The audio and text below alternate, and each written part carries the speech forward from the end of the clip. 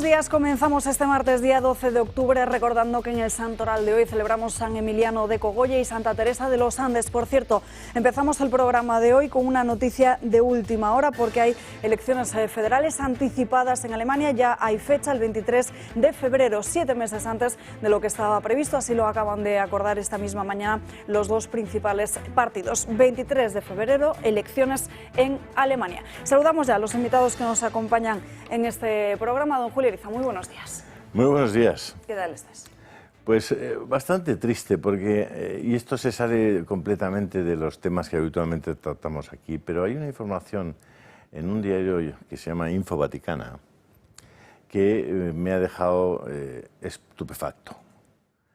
Se trata de un párroco que está en una iglesia en la calle Juan Bravo, al que le graban un vídeo en un bar de Chueca, en un bar de homosexuales de Chueca, y en el vídeo se le ve con su novio, al párroco, y además él hace unas afirmaciones verdaderamente esperpénticas, ¿no?, respecto a la fascinación que le ejercen las partes de su novio.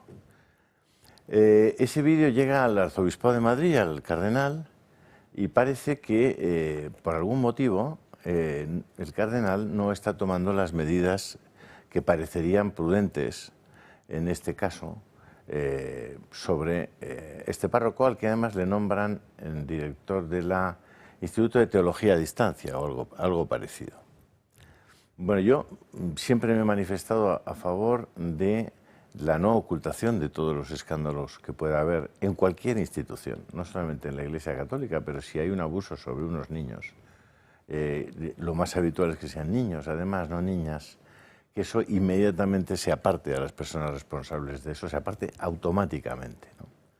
Yo no digo que en este caso haya abusos sobre menores, porque lo desconozco, pero el comportamiento de un señor que está celebrando la Santa Misa todos los días en una parroquia para sus fieles y parroquianos habituales, ese comportamiento y ese escándalo público merece un apartamiento inmediato de esa institución y de esa labor. Yo espero que el cardenal de Madrid tome las medidas que tenga que tomar cuanto antes, porque de lo contrario podríamos pensar que hay pues una jerarquía en Madrid que no quiere meterse con estos temas por alguna razón, y como parece que sigue habiendo más información sobre este y algún otro párroco en esta materia de promiscuidad homosexual, yo creo que deberían tomarse las cosas muy en serio, porque estamos hablando del escándalo ante miles de jóvenes, de adolescentes, de niños que pasan por esas parroquias. Así que cuidadín con ese asunto, y espero que el señor Cobo, el cardenal de Madrid, tome las medidas cuanto antes. Y estaremos pendientes de ello, Julio, para contárselo. Continuamos con el comentario de José María Francas. Muy buenos días. Muy buenos días. Sí que no tiene nada que ver con esto, ¿no? Pero ya lo siento. A ver, yo voy a hacer una especie de relato de un dirigente ficticio, ¿eh? Pero imaginaos que ante una desgracia un señor te llama de muy lejos y te dice lo siguiente: a tu disposición, majete, un beso de parte de Delsi. Poco después te dice: pídeme por esa boquita. Poco después te dice: pobre de mí, me están pegando, tienen que sacarme de aquí. Después dice: no llores por mi España, estoy bien. Y eso se lo dice a todos los españoles. Y después, como culmen del tema, dice: quiero mimitos, aplaudirme a las 8 de la tarde. ¿Qué os entra? Yo no sé qué me entra, si cabreos, si desazón, si risa, no sé qué. Hombre, falta una frase que suponga que cualquier día saldrá, que es: os quiero a todos, sois mi preocupación y consuelo. Pero esta no la ha dicho, supongo que la dirá desde muy lejos. Es muy triste tener que estar bajo las botas, por no decir otra cosa, de un personaje así. Pero si alguien le vota es que alguien lo quiere, y los que lo quieran, ellos sabrán. Yo masoquista no soy, no me queda más remedio que aguantar, pero ellos creo que son masoquistas. Desde luego que sí. Saludamos también que nos acompañarán en el programa de hoy en nuestra mesa Jorge Sanz. Muy buenos ¿Qué tal, días. Alba? Bueno, yo por tocar el tema del sumario y esa maniobra que ha utilizado Moncloa para, bueno, pues para perpetuar al DAO, es algo que ya hemos visto en alguna otra ocasión, que utilizan un decreto para empaquetar o para encadenar medidas, ¿no? Es decir, si tú no me apruebas esta parte, dejas de aprobarme esto, entonces tú me estás encadenando las ayudas necesarias a Valencia a la continuidad del DAO, y es una estrategia que no por vista deja de ser lamentable y que nos confirma en una tesis que muchos sostenemos desde hace tiempo, y es que donde la gente común vemos un muerto o 220 muertos, el PSOE ve una oportunidad para llevar a cabo sus fines. Son esos decretos ómnibus que encadenan materias que no tienen absolutamente nada que ver, que lo vimos, por ejemplo, con aquella enmienda que va a permitir a muchos etarras volver a casa por Navidad, con la torpeza, además, probada de PP y Vox, que se la comieron. Y nada, simplemente denunciar eso, ¿no? Que donde la gente común vemos una tragedia, el PSOE siempre ve una oportunidad para consolidar sus fines y su manera de hacer política. De hecho, quien también lo ha denunciado esta misma mañana ha sido por parte del Partido Popular Ana Vázquez a través de sus redes sociales. Con esta publicación en X calificaba al ministro de Interior, a Fernando Grande Marlaska, de ser una persona indigna. Como no pudiste salvar a tu brazo político de la policía en la ley de movilidad, lo metes ahora en el decreto de ayudas de Dana. Nunca había alguien con tan poca dignidad. Utilizar a las víctimas para salvar al DAO de la policía. Francas. Yo, cómo funciona el Congreso, no lo sé. Desgraciadamente, o gracias a Dios, no he sido diputado aquí, pero sí autonómico. Cuando estaba en el Parlamento de Cataluña, eso se resolvía de una manera muy fácil, que se piden votaciones separadas de los distintos puntos, y si no te las concedes, votas que no a todo y a freír espárragos y otra cosa mariposa, y ya está, y te quedas absolutamente tan ancho. Es decir, eso es un anzuelo. Bueno, es un anzuelo llamándolo finamente, más bien es una guarrada, guarrada parlamentaria. Pero si yo soy el pez, puedo picar o no, pues que el pez no pique. ¿Quedará fatal? No, depende de cómo lo explique. Pero si no quieres quedar mal y te van llevando al huerto con la zanahoria, y como los burros ahí con la zanahoria, pues tú sabrás. Yo creo que el PP en eso no se puede... Lo mismo que hoy en el tema de la chica esta europea, de la cual sé el nombre, pero de lo mismo, o sea, vas entrando, vas picando y pones cara de haba. Pues chico, quédate en el campo si eres una haba. Claro, pero ¿cuál es la alternativa? ¿Votar que no al paquete de ayudas? Sí. Es que es complicado.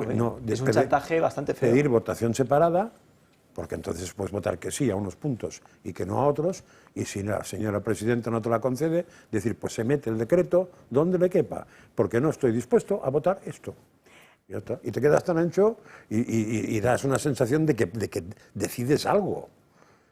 Y de que no eres el tonto del bote que va detrás a ver si te dan una migajita de pan. Digo el yo, que no sabemos si picará hoy el anzuelo, ahora lo juzgaremos en la mesa, será el Partido Popular, del que se espera que está haciendo, del que se considera que está haciendo una presión bastante mínima para evitar que Teresa Ribera se convierta en comisaria. Ya saben que en el día de hoy la propia Teresa Ribera, todavía ministra de Transición Ecológica, se somete a ese examen en Bruselas en un momento en el que además está siendo señalada por toda su gestión y su responsabilidad ante el temporal que ha azotado la Comunidad Valenciana. El mundo, Europa y España necesita más Teresa Riberas y necesita menos negacionistas del cambio climático. Alaba a Teresa Ribera, pero ¿qué ha hecho para gestionar las consecuencias de la Dana? Afirmó que llamó en repetidas ocasiones a Carlos Mazón para ponerse a su disposición. Este publicó un simple mensaje cuando la catástrofe se había producido. El día 28, cuando ya existía preocupación por las precipitaciones, estaba en París junto a varios dirigentes para hablar del clima. El día 29 se encontraba en Bruselas y llegó a Madrid el 30. Ribera tuvo 9 vuelos para volver de Bruselas desde que la EMET activó el nivel máximo rojo por la Dana. No hubo modificaciones en la agenda porque, según su gabinete, estaba con temas relacionados a su candidatura europea.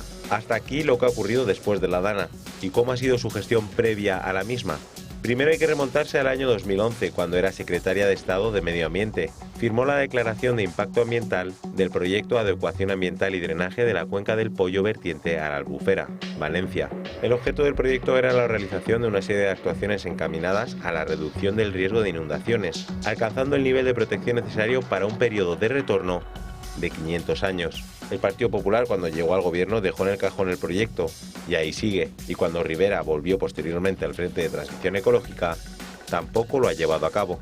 En 2021, Teresa Rivera paró la adecuación y drenaje del Barranco del Pollo por problemas ambientales y una visión del coste-beneficio, además del proyecto antes mencionado junto al de vía verde de conexión del Barranco de la Saleta al río Turia, también por falta de disponibilidad.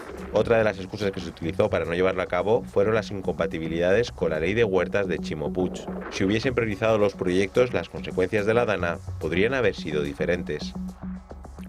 Y hoy todas las miradas están puestas en ese examen de Teresa Rivera en la Eurocámara. La audiencia va a durar unas 3 horas, es lo estimado, y las comisiones parlamentarias determinarán si es apta o no para el cargo. Desde luego, sí que es cierto que aquí en nuestro país se ha abierto un debate sobre la responsabilidad de la propia Teresa Rivera en toda esta crisis, con los afectados de toda esta gota fría, y precisamente Josep María Francas en su primera intervención hacía referencia a un mensaje que hoy aparece publicado en el diario El Mundo, que es el mensaje de texto que enviaría el presidente del Gobierno, Pedro Sánchez, a las 11 menos 10 de la noche a Carlos Mazón al mando de esa crisis. Le puso a tu disposición. Justo después esa conversación prosiguió de forma muy breve, en la que también se le dijo que ya era consciente de que la propia vicepresidenta María Jesús Montero estaba al tanto. Es lo que cuenta hoy el diario El Mundo. No sé cómo habéis visto vosotros la gestión de Teresa Rivera, Jorge. Bueno, no ha comparecido. Entiendo que estaba muy inquieta y muy ocupada y preocupada con este examen en Bruselas para ser comisaria europea, que es un empeño en el que ha puesto todo su esfuerzo de los últimos meses. A ver, sobre la Dana, estamos a martes, han pasado 2 semanas ya. Creo que es perfectamente compatible decir con que en el gobierno de Mazón se ha incurrido en ciertas negligencias y tardanzas y falta de diligencia, con decir que el gobierno de España se ha inhibido, empezando por justamente Teresa Rivera, que es la que tiene que responder hoy ante ese examen de Bruselas, que entiendo que aprobará, porque Bruselas ha sido muy severa con Hungría y Rumanía, por ejemplo, pero no lo ha sido nunca con España, a pesar de todos los ataques que se ha hecho a la división de poderes y a otras muchas materias, ¿no? Teresa Rivera es paladín del ecologismo malentendido que nos está llevando a muchas de las grandes tragedias de nuestro tiempo, que es un ecologismo que defiende que los pinares no hay que limpiarlos, que los cauces de los ríos hay que dejarlos también sin tocar, que, bueno, que el lobo hay que dejarle reproducirse a su libre albedrío, llevando al campo español al límite en muchas ocasiones, como se ha visto y como se ha protestado. Yo creo, y además la hemeroteca es muy tozuda en este asunto, la izquierda valenciana, cuando todavía mandaba Ribó en el Ayuntamiento de Valencia, quiso devolver parte del cauce natural o del cauce habitual del río Turia a su cauce antiguo, al cauce que fue alejado de la ciudad en los años 60. No quiero ni pensar qué hubiera ocurrido si eso finalmente sale adelante. No sé en qué cifras nos estaríamos moviendo y demás. Todo porque, y además, con un alegato bastante pobre a mi modo de ver, que el entrecomillado era el siguiente: es que las grandes inundaciones se producen cada 200 años. Era uno de los argumentos para devolver parte del cauce del río Turia a su cauce por el centro de la ciudad de Valencia, con los peligros que eso hubiera conllevado en esta tragedia, ¿no? Entonces, bueno, creo que Teresa Rivera sacará el examen sin mayor dificultad, pero que sepa Bruselas que se lleva para allá al paradigma del ecologismo malentendido que está trayendo muchos problemas al campo y a nuestras sociedades. Desde luego, Julio. No soy un experto en los temas energéticos, por tanto me cuesta bastante trabajo jugar. Me divierte como espectador, observador ajeno, ver cómo toda esta gente que se ha pasado tantos años descartando la energía nuclear porque era una energía altísimamente contaminante y peligrosa, ahora han decidido calificarla de verde, ¿no?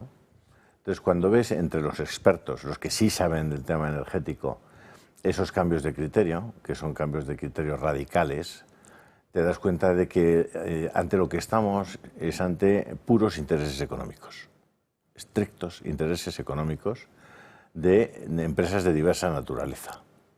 Cuando vemos que lo que ha pasado a partir de la guerra de Ucrania es que se destruye el Nord Stream 2, que eso le genera a Alemania un regreso a la carbonización, en el momento en el que justamente más gente está gritando por las emisiones de CO2 y pidiendo su reducción, también te genera una cierta inquietud. Y dices, bueno, algo no debo estar entendiendo bien cuando en Alemania han abierto prácticamente 6 centrales térmicas, es decir, 6 centrales que consumen carbón y por tanto emiten cantidad de contaminación, de esa que llaman la contaminación actual, ¿no? La peligrosa, el CO2, y que esas centrales térmicas están en este momento a pleno funcionamiento en Alemania, ¿no?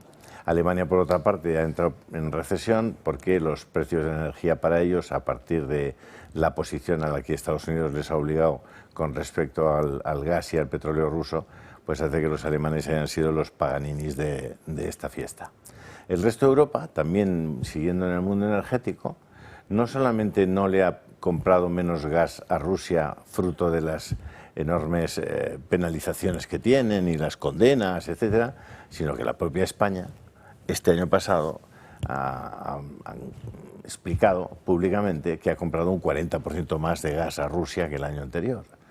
Lo cual también me hace sonreír y decir, bueno... Pues, ¿Y cómo viene este gas ahora? ¿En barcos? En barcos, claro. Con lo cual también lo pagamos más caro. Claro, de gas natural licuado, el GLN, que se llama.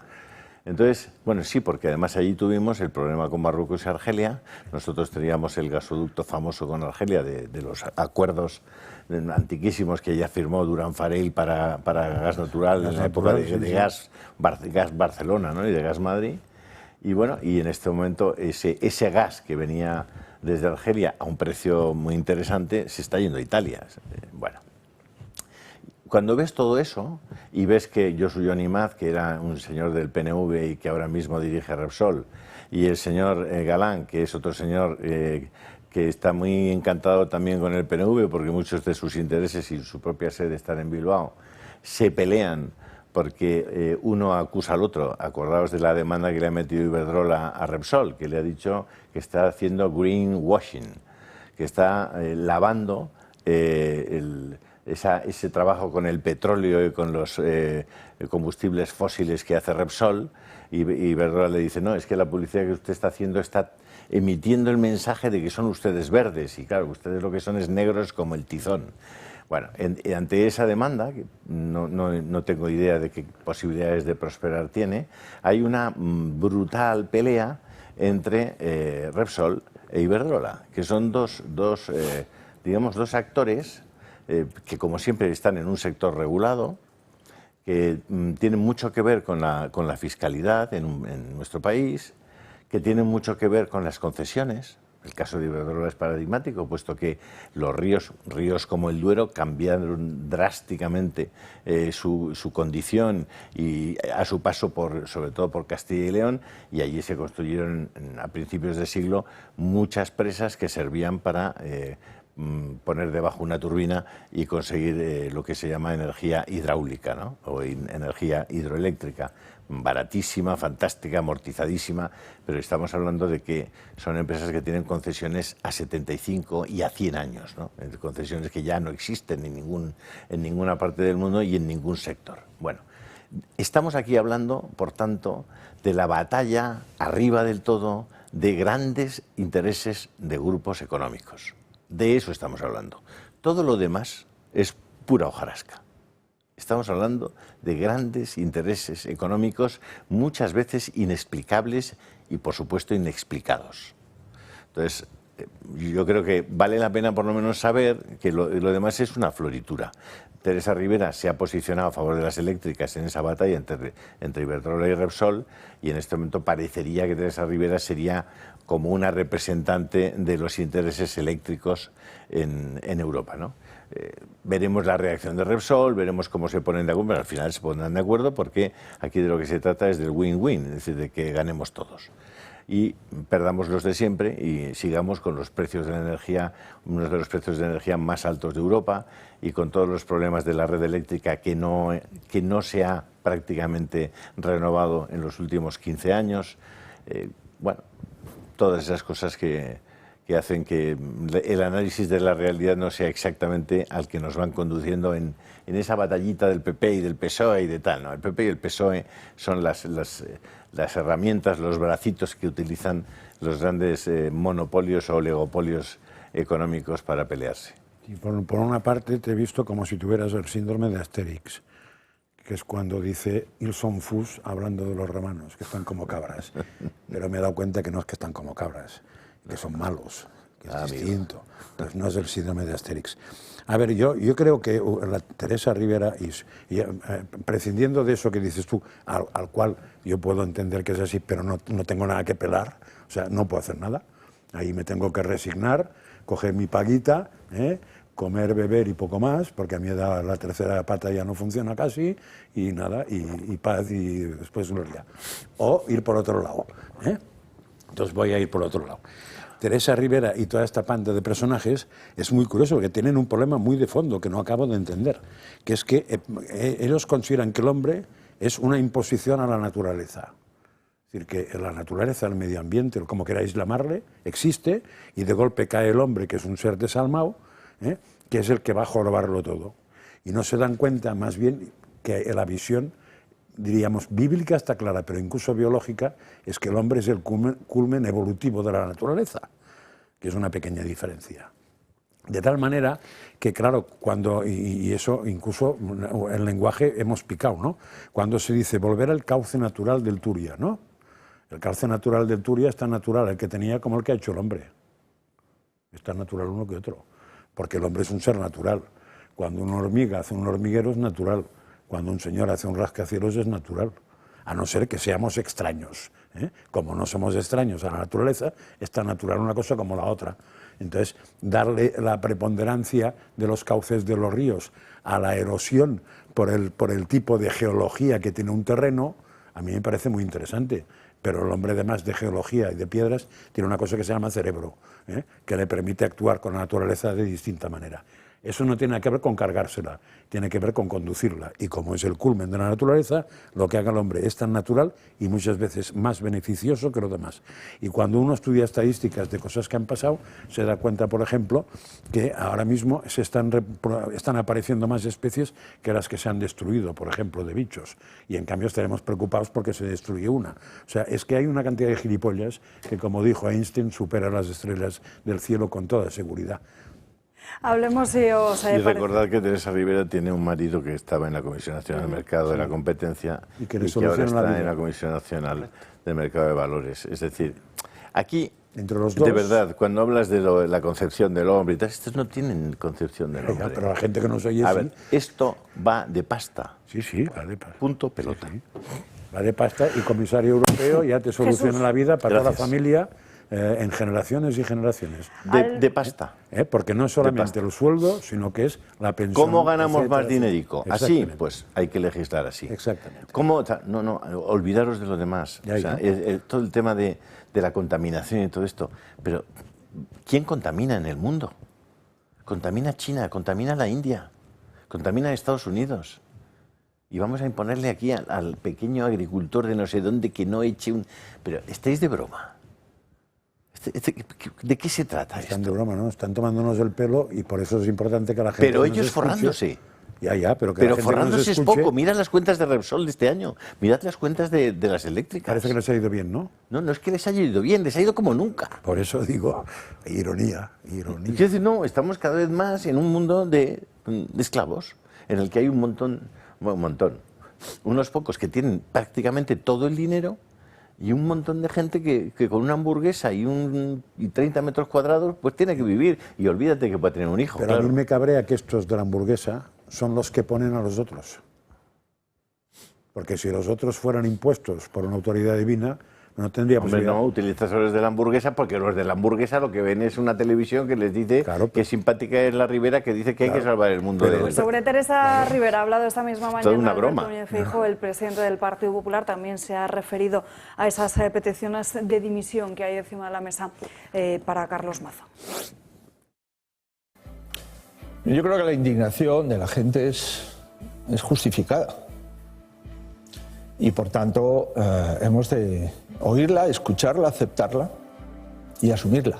Y no tiene solución porque la muerte no tiene solución. Por eso creo que hay que distinguir los errores humanos de los errores por falta de humanidad.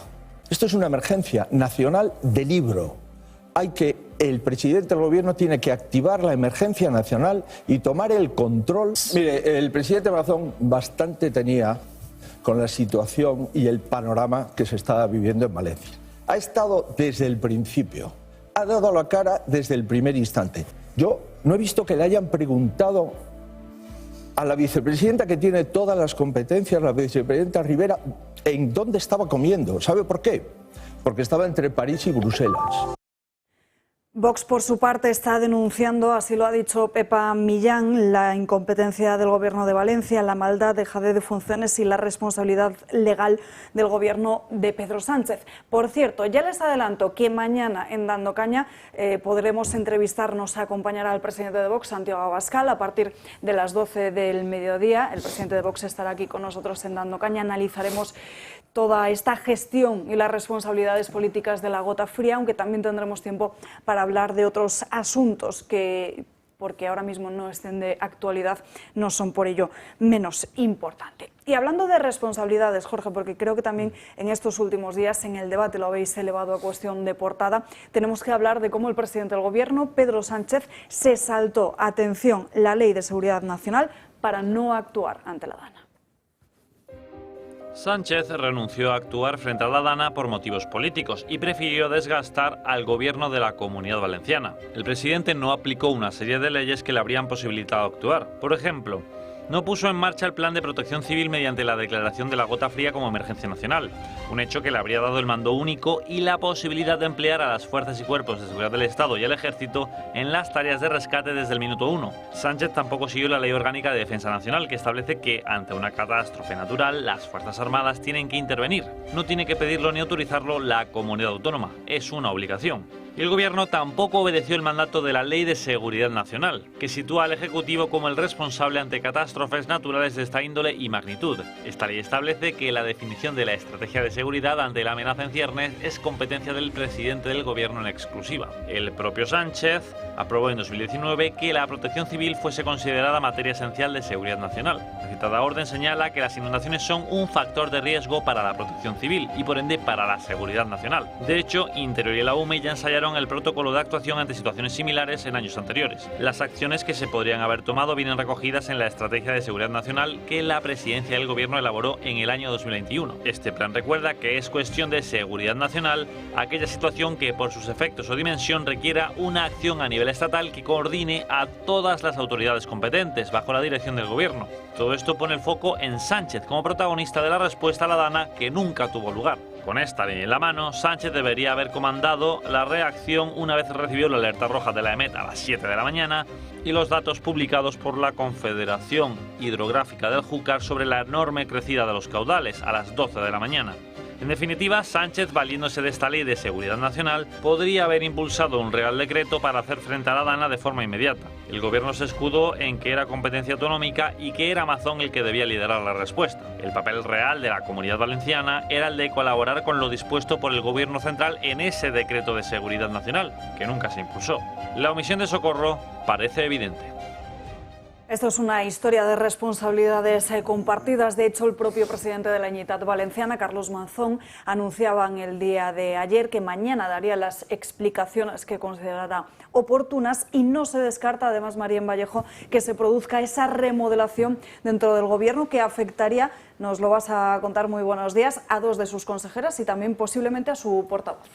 Buenos días, Alba. Así es, llevamos semanas escuchando a muchas personas, sobre todo a los afectados por la DANA, pidiendo responsabilidades políticas. Por parte del Gobierno de Pedro Sánchez parece que va a haber pocas, pero Carlos Mazón ayer sorprendió con estas palabras.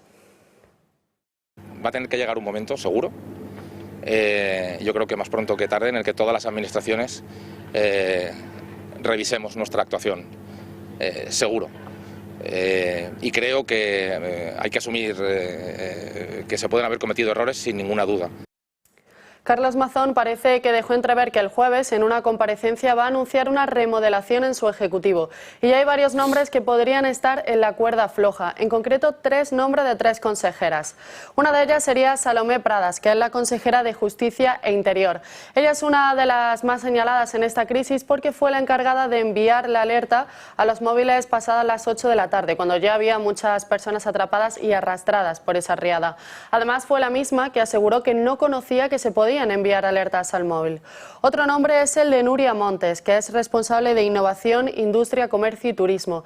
Ella fue duramente también criticada al decir que los familiares de las víctimas de la Dana no podían acceder al pabellón donde se estaban trasladando los cuerpos de las víctimas y que tenían que irse a su casa. El último nombre que podría estar en la cuerda floja es el de Ruth Merino, portavoz del Ejecutivo y consejera también de Hacienda, Economía y Administración Pública. Aunque es verdad que ella no ha tenido un papel protagonista, podría dejar así la portavocía. Mazón estaría buscando un perfil mucho más político para poder reconstruir el Ejecutivo. Esos posibles cambios los podríamos conocer el jueves, pero por ahora no se conoce el nombre de quienes podrían ser los nuevos consejeros ni tampoco la nueva portavoz. Habrá que esperar, por tanto, a mañana. Gracias, María Jorge, como decíamos, con la ley en la mano. Esa alerta roja por parte de la EMET se produce a las 7 de la mañana y Sánchez podría haber capitaneado si hubiese querido esta crisis. Esa es la cuestión, si hubiese querido. Yo creo que ya, como decía, 2 semanas después existe cierto consenso en torno a que lo que ocurrió en Valencia, Castilla-La Mancha, Andalucía, es una emergencia nacional, vamos, del manual. Tú lo coges y cumple los requisitos para haber declarado una emergencia manual y haber asumido un mando único. ¿Que no se hizo? ¿Por qué no lo hizo? La verdad que no lo sé. ¿Habría hecho lo mismo Sánchez si la Dana se hubiera producido en Cataluña, donde está uno de sus principales graneros de voto y donde hay un presidente de su propio partido? No lo sé. Quiero pensar... La verdad que las 2 respuestas son malas. Si actuase igual, pensaría que es un negligente y un irresponsable. Y si actuase distinto, socorriendo y asumiendo el mando único de una emergencia nacional, como decimos, pensaría que lo que ha hecho con Valencia obedece estrictamente a un cálculo político, lo cual, a mi modo de ver, sería devastador. Creo que lo que hemos visto en estos días es la confirmación del fracaso, del fracaso de la cacareada cogobernanza, que es una palabra que se puso muy de moda durante la pandemia y que evidencia, a mi modo de ver, una cosa fundamentalmente, y es que urge repensar el Estado autonómico. Yo creo que las comunidades autónomas pueden asumir la responsabilidad en materia a lo mejor de sanidad, pueden a lo mejor gestionar cuestiones pues más estrictamente logísticas, nóminas de profesores, algunas infraestructuras, nóminas de médicos, pero creo que una tragedia como esta le viene enorme a cualquiera. Quiero decir, en la localidad de Turís, que está a unos 12 minutos en coche de Chiva, llovió en 3 horas lo que llueve normalmente en Valencia en todo un año. Yo no conozco ninguna comunidad autónoma que esté en condiciones de atender con garantías a semejante devastación. Y sin embargo el presidente del gobierno se encogió de hombros, amparado en este Estado autonómico que se ha demostrado completamente fallido. Y por último, como una última reflexión, y para creo que confirmar lo que muchos ya consideran y en torno a lo que hay también cierto consenso, que es la dejación de funciones del gobierno central, el presidente del gobierno no adelantó ningún consejo de ministros para atender a la Dana, no adelantó ningún consejo de ministros ni para la atención urgente ni para las ayudas después. Simplemente adelantó el Consejo de Ministros de ayer para que a Sánchez no le impidiese llegar a la cumbre del clima, para que veamos un poco la escala de prioridades que hay en el Gobierno de España. Es decir, estamos dispuestos a adelantar un Consejo de Ministros para que Sánchez pueda llegar en tiempo y forma a una cumbre sobre el clima, pero no se adelanta ningún Consejo de Ministros para atender con la celeridad que merecía esta catástrofe que ha habido en Valencia.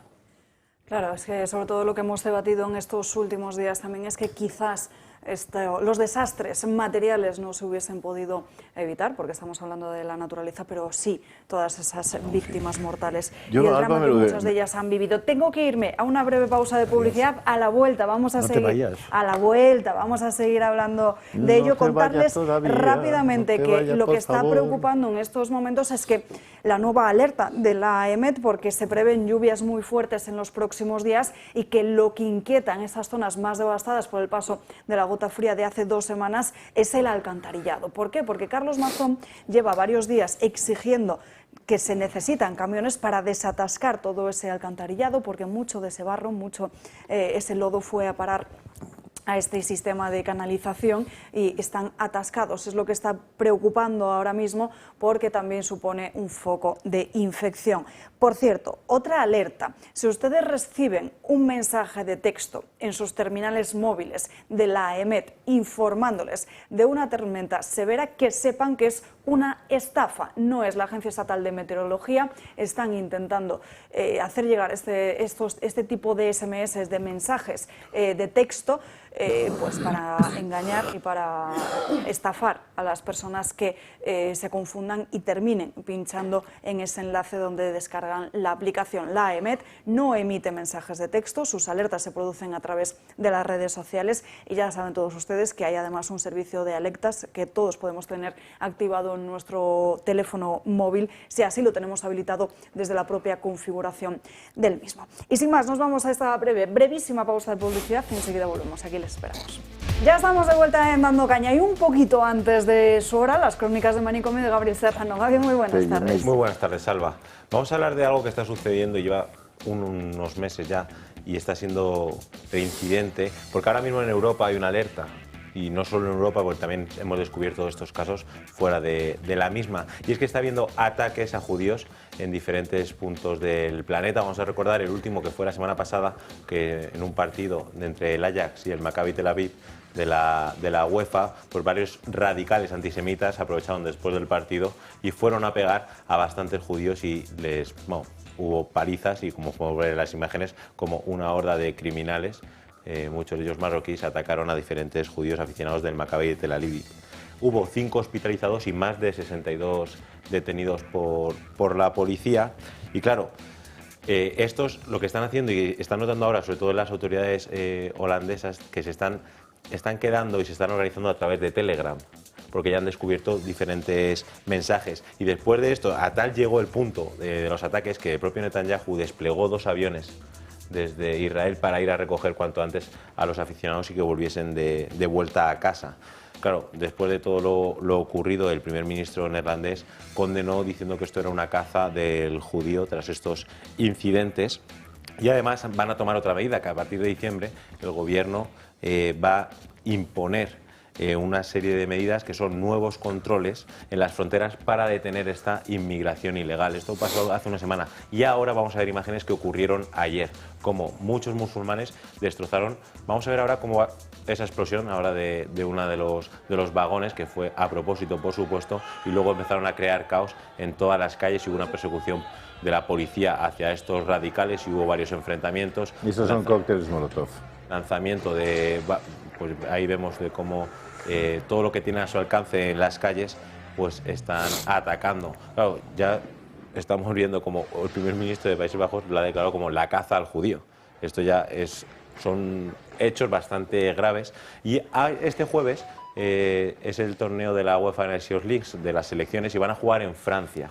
Va a jugar Francia contra Israel en esta competición y claro, es un partido de alto riesgo y la policía va a desplegar 4.000 efectivos alrededor del Stade de France para evitar que estos hechos se vuelvan a repetir y sobre todo han desplegado un dispositivo aún mayor alrededor de toda la ciudad para evitar que haya persecuciones y para que impere la paz y la calma. Voy a decir un dato de Francia, porque la estadística que voy a mencionar es un poco inquietante, que es desde el 7 de octubre, desde que se perpetró el ataque de Hamas en Israel, los actos antisemitas en Francia han aumentado un 300%. Hemos visto también en las últimas semanas, y sobre todo en los últimos meses, como en Estados Unidos, por ejemplo, también ha habido diferentes ataques, ha habido intentos de quema de sinagogas, y en Estados Unidos hay una organización que es la organización Liga Antidifamación, contabilizó más de 10.000 incidentes antisemitas en Estados Unidos desde el 7 de octubre de 2023 hasta el 24 de septiembre de 2024. Es que, y atentos a esto, porque es la cifra más alta desde que inició el recuento en 1979. Más de 300% en Francia y más de 10.000 incidentes en apenas un poco más de un año, incluso menos de un año, desde que ocurrió el 7 de octubre hasta el 24 de septiembre, ataques contra los judíos. Qué barbaridad. Sí, no tiene nada que ver, pero los felicito a los músculos de tu cuello. porque se han curado en una noche, ¿no? Es que estoy mirando para la derecha, no para la izquierda. Ah, pero te he visto mover para allí, no Bueno, has hecho sí, gestos raros. tengo un poco el latigazo ahora acá, pero... Entonces no los felicito. Bueno, volviendo a la Sí, cuestión porque- que nos ocupa, hay preocupación por el partido de este jueves en Francia. De hecho, ayer nos acompañaba en esa mesa el señor Mas, el presidente de ACON, que precisamente estaba denunciando cómo cada vez más en Occidente se miraba hacia otro lado, Julio, con toda esta oleada antisemita. Occidente está muy ciego. Es decir, Israel en este momento es un bastión de defensa de Occidente. Israel es una democracia, es un lugar donde se tutelan y se respetan los derechos humanos fundamentales, y en el resto de países de alrededor no se respetan. Las mujeres son prácticamente objetos en manos de sus dueños, que son los hombres. Los derechos humanos básicos para los trabajadores tampoco se respetan. Allí los indios, los filipinos, los chinos viven en condiciones de auténtica esclavitud, con una precariedad absoluta. Las personas homosexuales son prácticamente asesinadas, colgadas de grúas, azotadas, encarceladas. Los católicos no caben como colectivo para poder edificar iglesias. Sin embargo, nosotros tenemos que ir tolerando y consintiendo la edificación constante de mezquitas en nuestro territorio sin asumir lo que se llamaba el derecho, digamos, de bilateralidad, de reciprocidad. No se respeta sistemáticamente. Bueno, y Europa, ¿dónde queremos ir otra vez? ¿A la Alemania de 1933 y la Alemania del régimen de Hitler? ¿Dónde queremos ir? Ya, pero Europa está ciega con respecto a eso, pero acabas de nombrar una cosa que es muy interesante entenderla. Europa lleva años ciega con la mayor persecución que hay en el mundo, que no es a los judíos precisamente, es a los católicos. Y Europa no dice ni media. Es más, como saques la noticia puedes tener problemas. En el caso de los católicos es un tema religioso, en el caso de los judíos es un tema, supongo que racial o no sé qué, porque nadie dice, no se están persiguiendo sinagogas, solo se está persiguiendo a gente en la calle. Bueno, aquí en teoría teníamos unos valores hace unos años, que era la dignidad de las personas, y todo el mundo sabía Europa de dónde venía, ¿no? Que era del tema de la filosofía griega, del derecho romano y de lo que queráis llamar a la civilización judeocristiana. Como eso nos avergüenza en general. Pasa, José María, que las tres religiones monoteístas en su práctica son completamente diferentes. Totalmente diferentes. La Iglesia Católica, la religión católica, tiene como estandarte la caridad, y de hecho de la propia Iglesia Católica surgen el mayor movimiento que nunca ha existido de misioneros y de personas dedicadas estrictamente a la caridad con los más pobres, con los más desfavorecidos. Eso no lo ha hecho ninguna otra religión monoteísta. No lo han hecho. Y sin embargo, y por otra parte, además, el reconocimiento a los derechos humanos básicos siempre ha sido fruto del primer cristianismo y de las primeras, digamos, declaraciones dogmáticas de los cristianos a partir de Constantino. Es decir, la valoración que puedas hacer cuando hablan de la multiculturalidad, incluso de las religiones monoteístas, es muy diferente.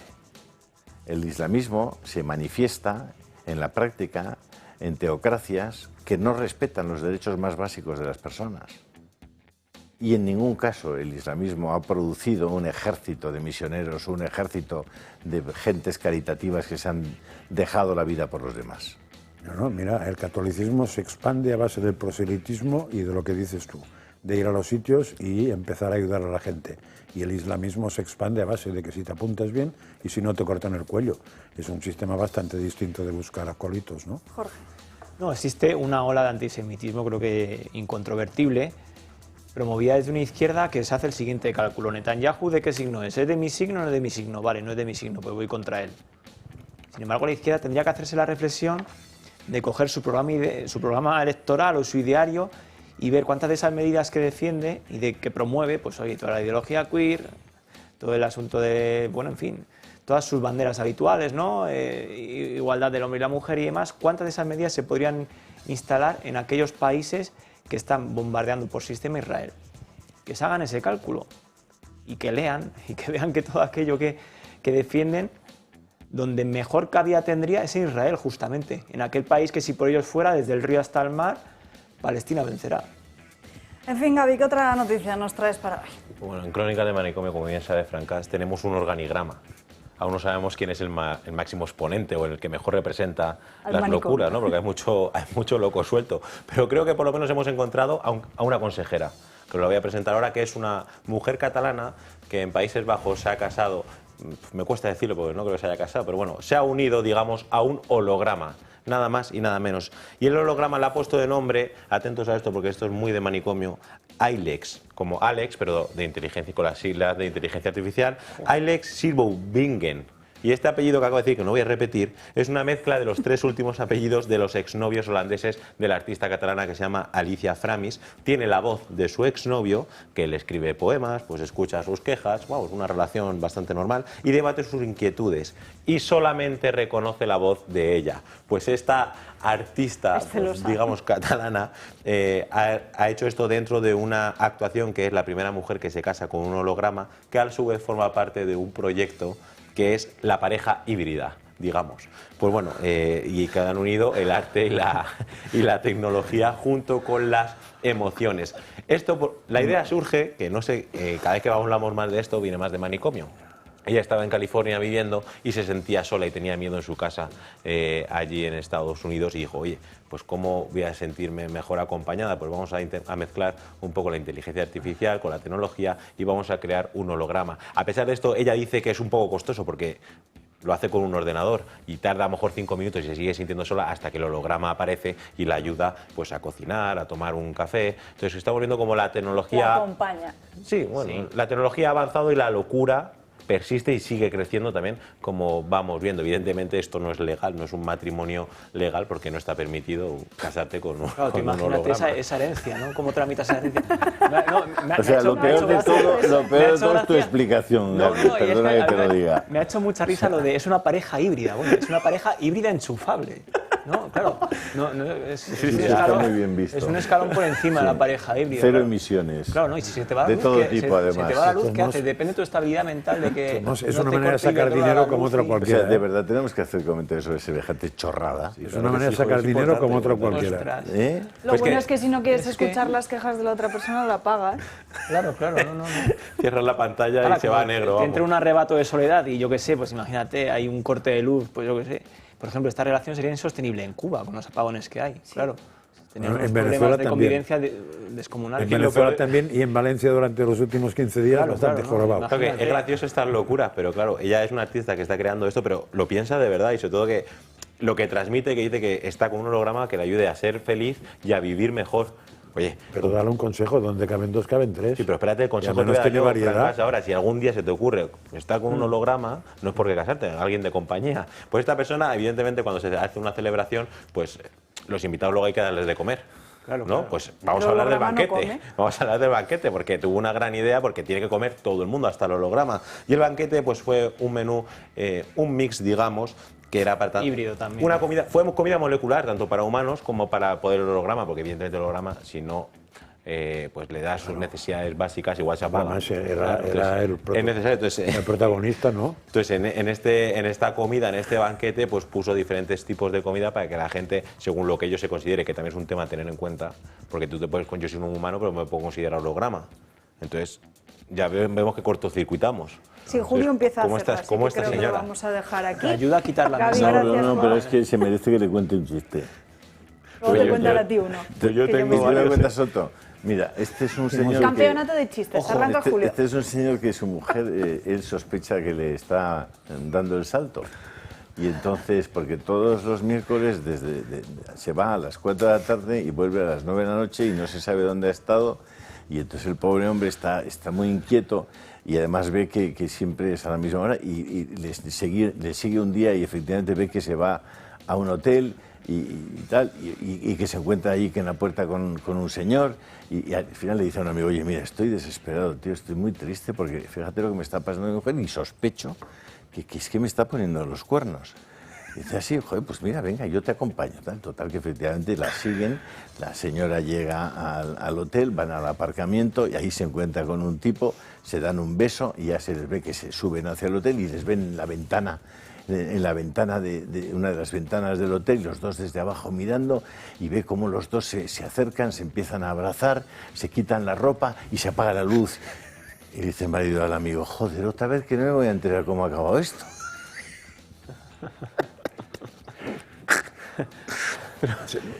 Supéralo por abajo. No, pero yo tengo 3 cortos. En plan, si quieres... Rápidos y cortos. 3 cortos son uno largo, o sea que... Vale. Son malísimos, a cada cual peor, porque no hay bueno, nada no que pasa Gaby nada, sepa ya. hacer mejor Bueno, que contar la gente chistes también en malos. estos momentos que la gente lo está pasando mal, es importante que la gente sonría. A ver si tú te ríes, Franca, porque te conozco. Espera que termine de beber A el mí me agua. lo tiene que explicar, ¿eh? ¿Por qué? Sí, que la última vez que lo contaste... ¿Por qué las monjas no llevan sandalias? Porque son devotas, ¿no? Ole ahí. Muy bien. Sí, este es del Va al primero. siguiente, ya está el siguiente momento. Desde el primero. Voy a consultar Sí, mis el apuntes primero porque... factorial humor. Ah, sí. ¿Sabes el chiste de un hombre entre 2 vallas? ¿Vallas o vallas? ¿Sabes Vaya, el vaya, chiste? vaya. Vaya, hombre, vaya. Uy, por Dios. Bueno, y otro así rápido y sencillo, le llaman por teléfono y dice, hola, ¿está María José? Y dice, no, soy José María. Y dice, ah, sí, disculpe, que he marcado al revés. Bueno, dice, Brillante. ¿Y sabéis por qué los médicos tienen tanta lista de espera? Ni idea. Porque son pacientes. Bueno, os voy a contar el último entonces.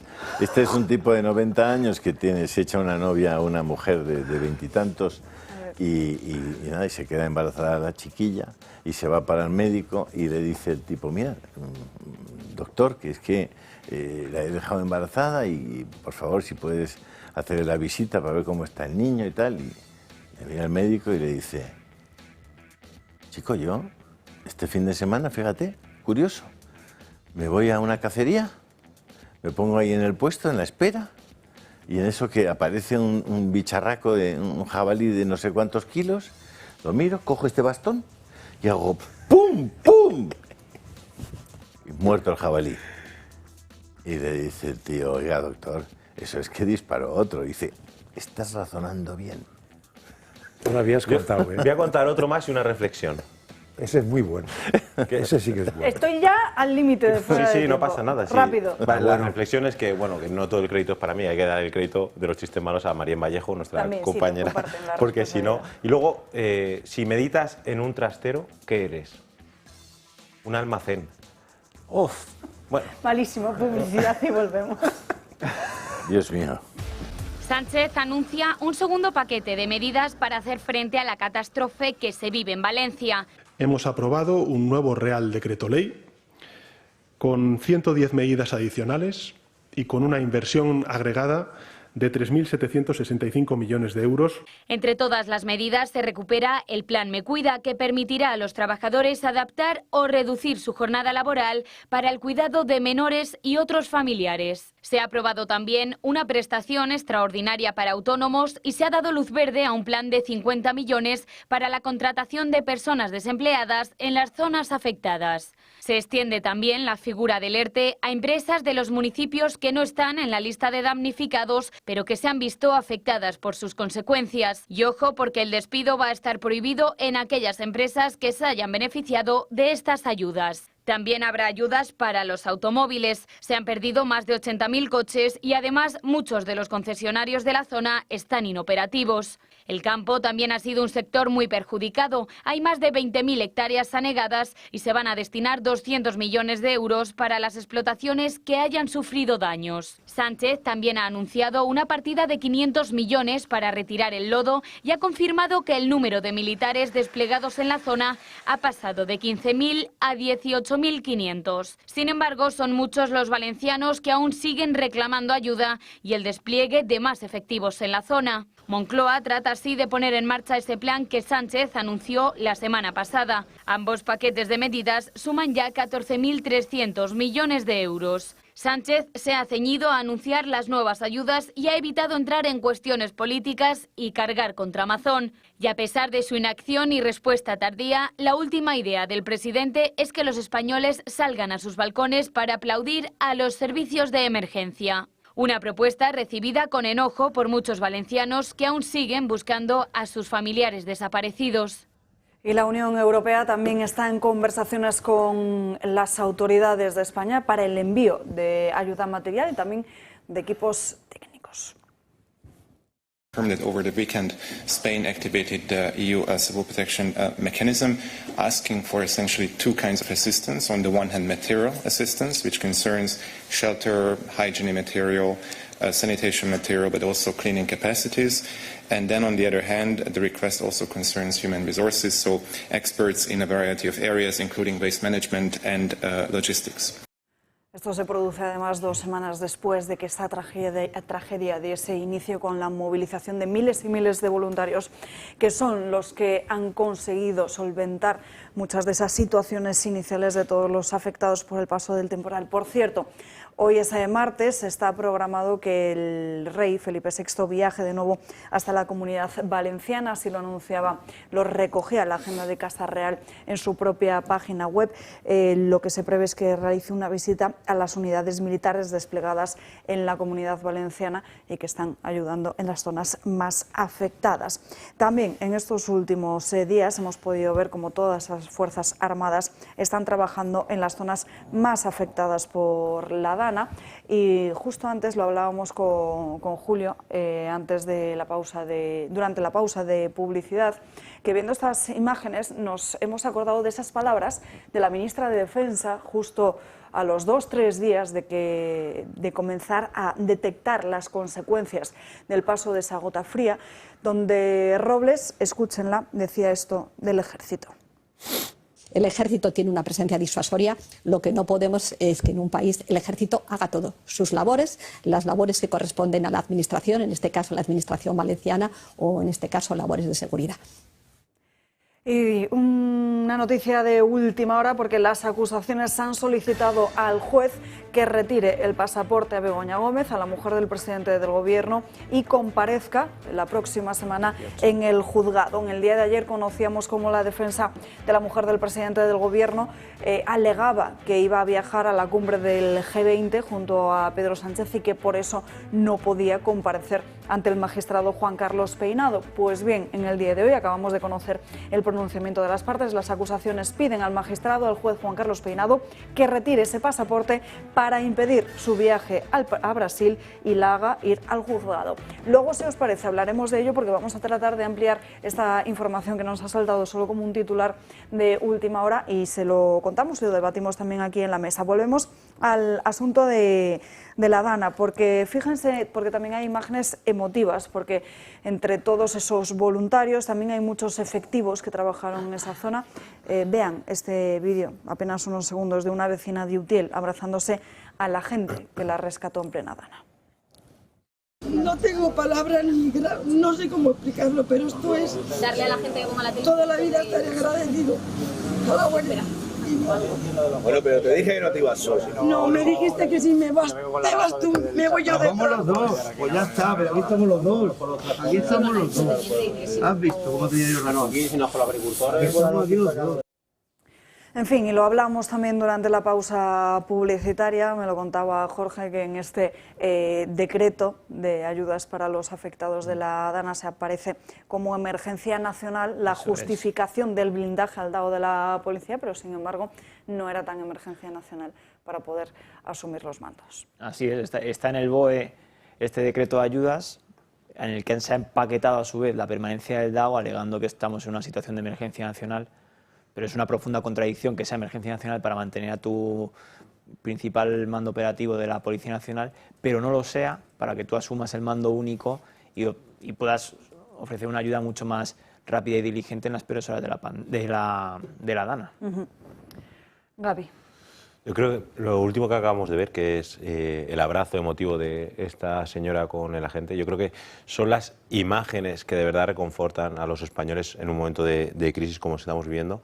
Y claro, y aquí se ve mucho también las declaraciones de Margarita Robles, las declaraciones de Pedro Sánchez, los intereses que tiene el propio gobierno. Porque la declaración ayer del presidente del gobierno, que se sube pues, en el atril y habla de datos, de dinero, claro, pero hoy, ¿de verdad piensa que los valencianos es lo primero que tienen en la cabeza? Que evidentemente la conexión emocional yo creo que tiene el gobierno con los ciudadanos, hay que trabajarla. Empatía también. Hay que trabajarla un poco más, porque las declaraciones últimamente que hemos estado viendo se basan simplemente en el dinero, las ayudas que les vamos a dar, el paquete de medidas, ayer las 116 estas medidas que van a aprobar en el Real Decreto, pero claro, evidentemente es importante y los valencianos y el resto de los españoles lo van a agradecer, pero hoy en día creo que se están equivocando a la hora de comunicar ciertas cosas porque parecen muy fríos y parecen que están muy alejados a la realidad, porque no sienten el calor de los valencianos, las personas que están en Castilla-La Mancha. Entonces, que sí, muy bien, ayudas económicas para intentar reconstruir un poco de sus vidas, pero principalmente yo creo que hay que tener el tacto humano de estar con los ciudadanos y ir al barro, donde verdaderamente ahora mismo yo creo que las ayudas van a emerger. A ver, si sales corriendo del fregado como hizo Sánchez el domingo pasado, eso no lo arreglas después con dinero. Recuerdo, no tiene nada que ver, pero recuerdo que Trump está acusado por una cosa parecida. No tiene nada que ver, pero sí tiene que ver. Arreglar una fechoría con dinero. No es una manera de solucionar. Segunda cosa, el dinero no es suyo, es de todos. Con lo cual, porque el Estado, según él, somos todos. Claro, lo que eso dijo de ayer. todo el gobierno, no, aunque el Estado fuera él solo, lo que yo os doy dinero no es verdad. Lo pagaremos todos, eso es un tema. Tercera cosa, las ayudas que ha decretado ahora, que están muy bien, pero no son nuevas, son olvidos del anterior decreto. O sea, lo que no se puede es darle dinero a un señor que tiene un piso que se lo ha destrozado y no al inquilino que se ha quedado también sin nada. Entonces se había dejado a los inquilinos, se había dejado a los que estaban trabajando por ahí aquel día que no eran de ahí, se había dejado a mucha gente, con lo cual eso es tapar agujeros, olvidos que habían tenido. Y después de comentarios que se han hecho antes de la locura de Gaby, que me he quedado pendientes, que creo que tocan ese tema, ¿no? Entonces, yo la sensación que tengo, diríamos, muy cogido el tema del rábano por las hojas, es que el primer día dije, Mazón, qué desastre de tío, y a medida que avanza el tema, sin quitar Mazón, qué desastre de tío, me doy cuenta que hay desastres superiores. Porque el inútil es inútil y el que es mala persona, además de inútil, o es útil en la maldad, con lo cual es mucho peor. Y me refiero que cada vez se ve más claro que el pobre hombre estaba más solo que la una y que se tiró, bueno, se acercó al precipicio y los otros, me refiero a Pedro Sánchez y compañía, le han ido empujando y espera, que aún no le han rematado, ya le rematarán. Después otra cosa, se ha comentado de que el Estado ha fallado y el Estado de autonomía ha fallido. Yo siempre que sale eso digo lo mismo. Aquí no ha fallado el Estado, aquí han fallado los estadistas, que no existen. Es decir, no tenemos un problema de que todo ha fallado, sino de que todos han fallado. Esta misma estructura, este mismo desastre que mucha gente opina que tenemos en España, con gente en la cabeza que fuera normal, no ya digo eficaces, con gente normal, es decir, no torcidos, no gente que busca cuando pasa una cosa a ver cómo machaco al otro y todo eso, sino gente normal, administradores normales, hubiera sido absolutamente otra cosa. Y voy a la tercera cosa, sí que es un desastre natural, pero ese desastre natural se podía haber previsto perfectamente, o al menos se podían haber hecho cosas para que fuera mínimo este desastre natural. Si se hubieran hecho las obras previstas en el plan hidrológico, etcétera, etcétera, etcétera, o incluso la tontería tan simple de limpiar los cauces de los ríos, probablemente hablaríamos de otra cosa. No sé si de 200, en vez de 200 serían 150 muertos o 17, no lo sé.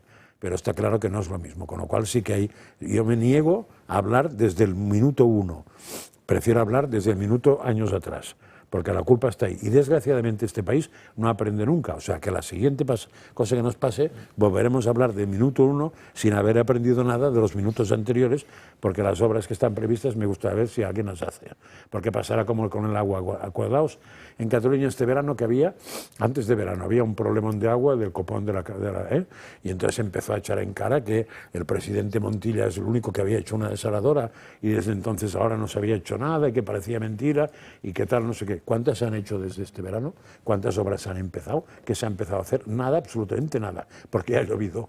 Imagen directa desde el Congreso de los Diputados. Aitor Esteban, en estos momentos sobre el impuesto de las energéticas. Se está asegurando que accedieron a hablar y negociar con el Ejecutivo porque consideran que esa tasa podría marcar la legislatura.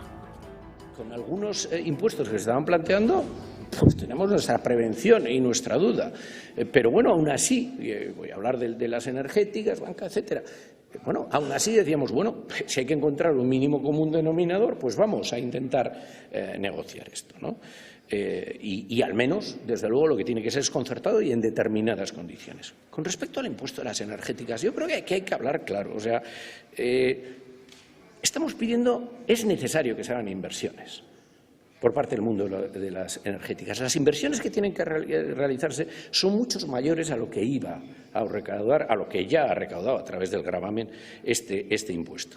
Resulta que estamos dando subvenciones a través de PERTEs y directas, subvenciones para la descarbonización de la industria, esto es, para que estas industrias de energía se reciclen, que no sean contaminantes, que cambien a otro tipo de industria, también energética, pero alineada con lo que está demandándose por parte de todo el mundo y evidentemente por parte de Europa y con el cambio climático, resulta que le estamos dando subvenciones y al mismo tiempo le ponemos un impuesto. A ver, no parece que tiene mucha lógica. Voy a decir más.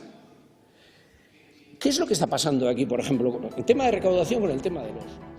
Tenemos que hablar precisamente de ese impuesto a las energéticas. Se acompaña, se acaba de sentar en nuestra mesa don Rodrigo Rato. Muy buenos días. Muy buenos días, tardes, Alba. ¿Cómo estamos? Buenos días a todos. Precisamente estábamos don Josep, comentando. ¿cómo está usted? De momento bien. Dentro de un rato estaré mejor porque habré aprendido. Es un dato concreto que está muy bien.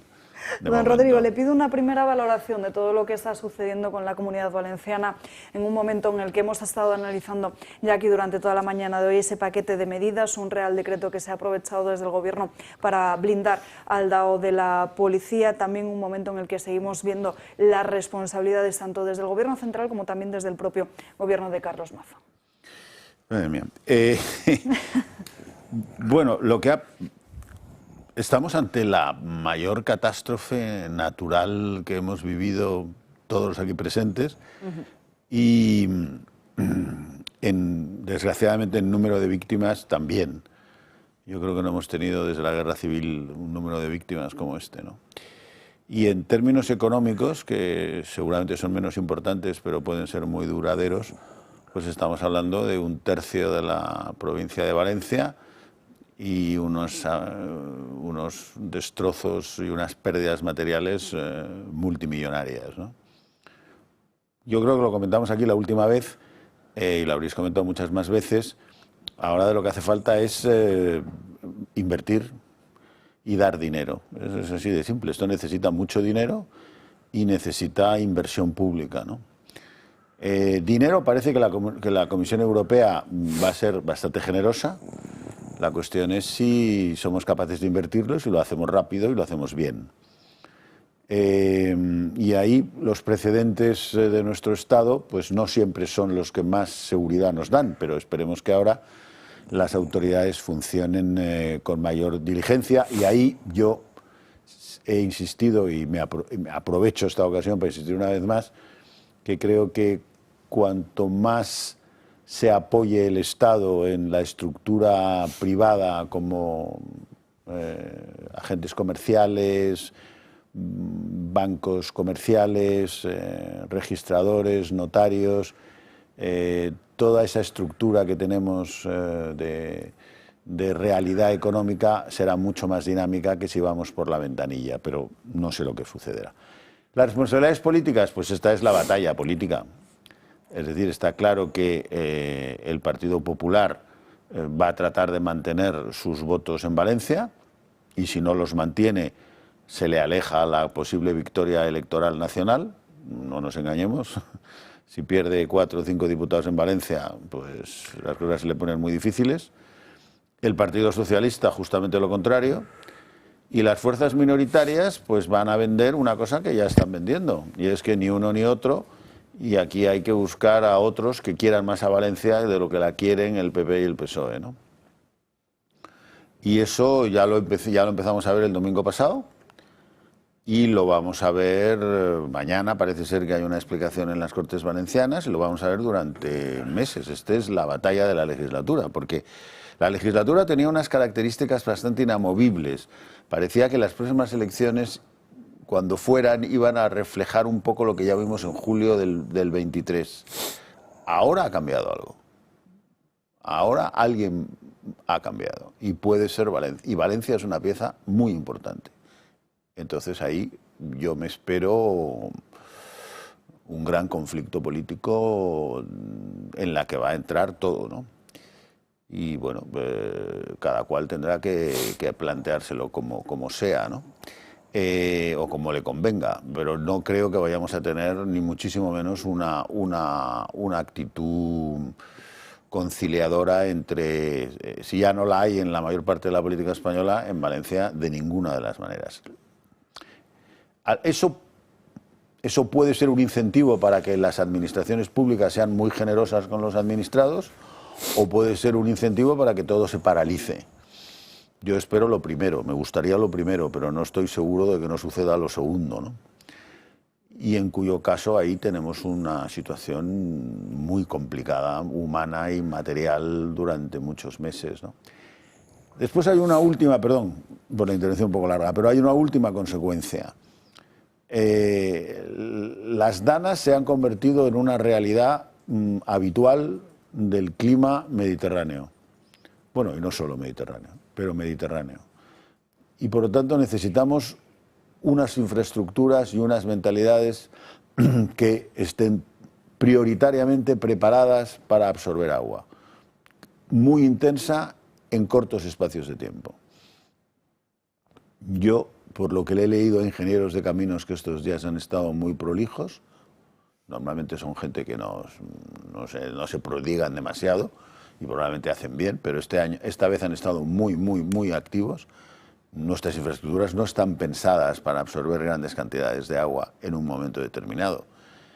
Y entonces eso requeriría bueno, que se hiciera, ¿no? Pero en este ambiente político que he descrito antes, pues no es lo mejor, pero quizás el que levante esa bandera, quizás se lleve, como acabamos de ver en Estados Unidos, y con esto cambio de tercio, la gente se está fijando en cosas que parecía que no se iba a fijar. Y está pasando en otros sitios, está pasando en Alemania, está pasando en Austria. Bueno, en Alemania ya tenemos elecciones el próximo 23 de febrero. Bueno, y esas elecciones pues probablemente las van a ganar, depende cómo llame la atención de la gente, pero la gente se está fijando en cosas que hasta hace poco parecía que no eran las que iban a llamar la atención.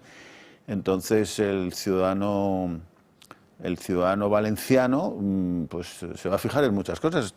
La gente que está viviendo lo que estamos viendo por televisión, su prioridad va a ser esa.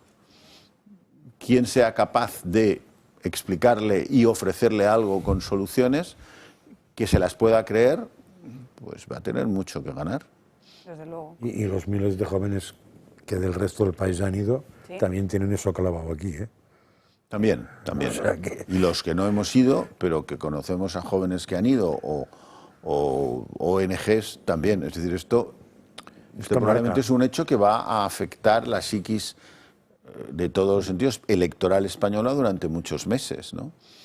Y por eso, bueno, no solo va a haber tensión política máxima, yo creo, sino que aquí el que sea capaz de ofrecer una visión práctica y al mismo tiempo realizable, pues tiene mucho que ganar.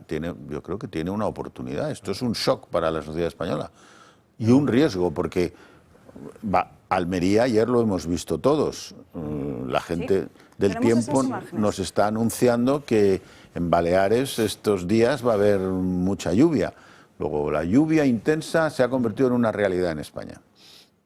Y una de las cosas, hay muchas cosas que analizar, pero de lo más grave que ha ocurrido es cuando ya ha habido las consecuencias de la catástrofe, si hacemos una vista hacia atrás en el pasado desde el Plan Nacional Hidrológico, luego que fue metido en el cajón por Zapatero, y todas las infraestructuras, o por lo menos proyectos que estaban encima de la mesa, que se iban a llevar a cabo, lo más grave es que ya habían previsto que esto pudiese suceder. Cuando en 2011 Teresa Rivera estaba ya metida en medio ambiente y lanza ese proyecto para evitar que los barrancos hiciesen lo que han hecho ahora, y también sobre todo las limpiezas. Luego hay cambio de gobierno, llega el Partido Popular, se queda en el cajón y después Teresa Rivera vuelve y ese proyecto sigue sin acabar. Y no solo ese, sino que en 2020 se lanza otra vez otro proyecto de la Vía Verde para el Barranco del Pollo, 4 años después tampoco se ha terminado una licitación alguna. Entonces, que evidentemente lo que ha pasado, pues ahora hay que trabajar para ello. El Partido Popular decir que el plan hidrológico nacional es prioritario, ¿eh? No lo ha reivindicado, eso es verdad. O sea, vamos a ver, no solo no lo ha hecho cuando ha tenido mayoría absoluta, sino que no le he oído en los últimos días la palabra plan hidrológico nacional al Partido Popular. Por eso digo que ahora mirando los últimos 20, 25 años, que sobre la mesa ya están todo para evitar estas cosas que hemos visto, claro, ahora ya llegan tarde, por supuesto, los grupos, porque no me vale. Yo hice esto, no, la cosa es que no yo hice esto, es que no lo hiciste ni tú, ni el otro. Pero acordaos que las últimas inversiones en esta zona para este tema fueron en junio del 23, 600.000 euros para hacer que el barranco este no fuera negativo para las aves y las plantas. O sea, esta es la gran inversión que se ha hecho sobre este tema. Y como dice Rodrigo, aquí nadie ha pillado, lo siento por lo de aves y pillar, pero nadie ha pillado en contra, hasta ahora. Entonces, parece ser, otro día me encontré un señor, bueno, en un programa de esta casa, creo que fue en El Gato, no sé qué, que nombró a Víctor Hugo, uno de los hijos de Víctor Hugo, ya explica lo del pollo este y el problema que hay en España, que ya estaba, O sea, que es un tema que viene de viejo y las obras que se han hecho son cero patatero. Jorge. Eso sí, lo que se ha hecho es no limpiar nada, para que entonces en vez del agua lo que baje son agua, ramas, árboles y porquería, con lo cual todavía es peor. Como hemos visto, Rodrigo me lo mandó el otro día por aquí, pero está saliendo en Twitter continuamente, esta prueba de los chinos que enseñan perfectamente cómo bajar con un torrente sin ningún obstáculo y un torrente con obstaculitos, sea presas o como se quieran llamar, la diferencia de efecto al final. Pues si además de eso le pones porquería, ni te cuento, porque es como ponerle balines, ¿no? Existe cierto consenso entre los ingenieros de caminos a los que aludía antes Rodrigo Rato, en que con una serie de obras públicas que ellos estiman en torno, pues, en una horquilla que va de los 200 millones a los 500 millones, se hubiera evitado muchísima parte de este desastre, incluso siendo, como ya hemos dicho aquí, una catástrofe natural, pues que, excepción hecha de la pandemia, ninguno de nosotros ha visto. Perdona, se hubiera evitado no el efecto de la lluvia, porque llueve por otra cosa, sino el efecto de la riada entero. Exactamente. Que es otra cosa. Que con una obra, como digo, pues oye, que algunos estiman entre 200 millones de euros, 500 millones, tú hubieras evitado este desastre cuya reparación ya no, se nos va por varios miles.